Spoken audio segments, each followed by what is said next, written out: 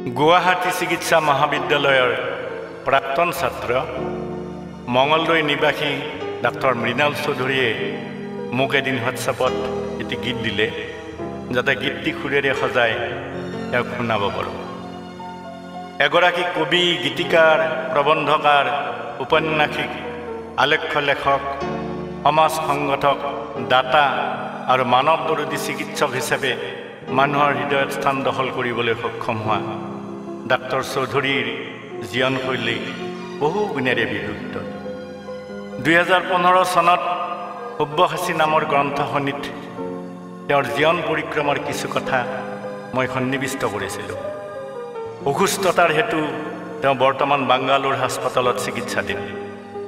তেওঁৰ আশু আৰোগ্য কামনা কৰি এই গীতটি মই RKD ষ্টুডিঅ' পাৰ্থত বাণীবদ্ধ কৰিলোঁ আৰু গীতটি তেওঁৰ নামতেই উৎসৰ্গা কৰিলোঁ।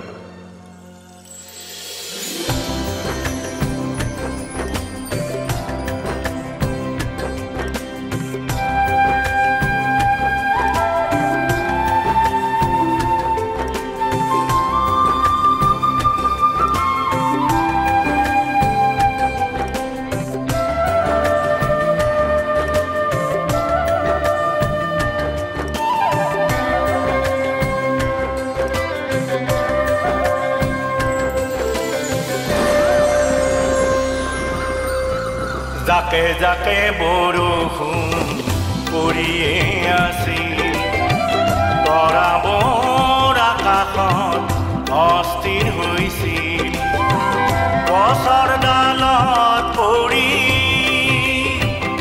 ওপৰলৈ চাই চৰাইবোৰে কিচিৰ কিচিৰ সভা পাতিছিল, তৰাবৰ আকাশত অস্থিৰ হৈছিল, যাকে যাকে বৰষুণ পৰিয়ে আছিল, যাকে যাকে বৰষুণ পৰিয়ে আছিল।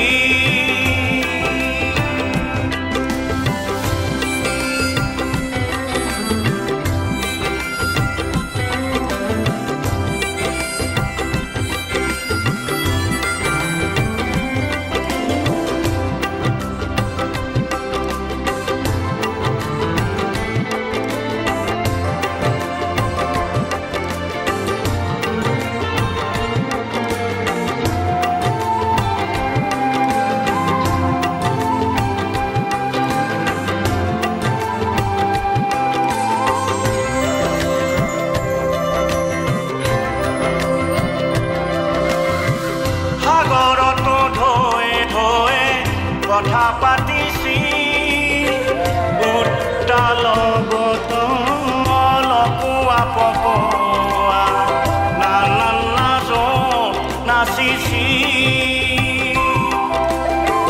আকাশতো কোনোবাই ডবা কোবাইছিল, তৰাবোৰ আকাশত অস্থিৰ হৈছিল, যাকে যাকে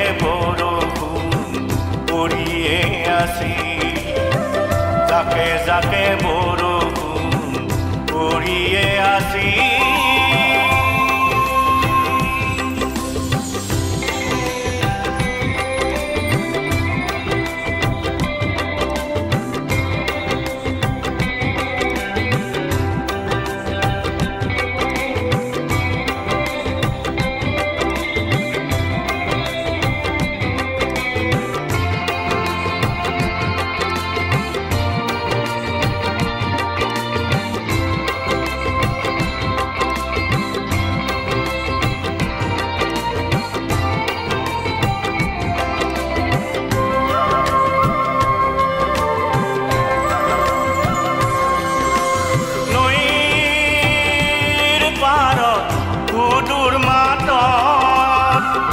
আন্ধাৰ বুৰ্দা ধৈ পৰিছিল,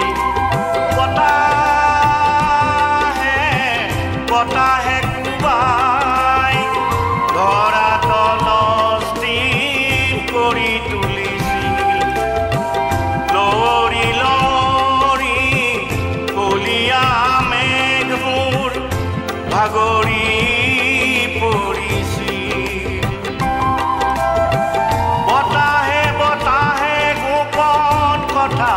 লাগিছিল তৰা মোৰ আকাশত অস্থিৰ হৈছিল যাকে যাকে বৰষুণ পৰিয়ে আছিল যাকে যাকে বৰষুণ পৰিয়ে আছিল যাকে যাকে বৰষুণ পৰিয়ে আছিল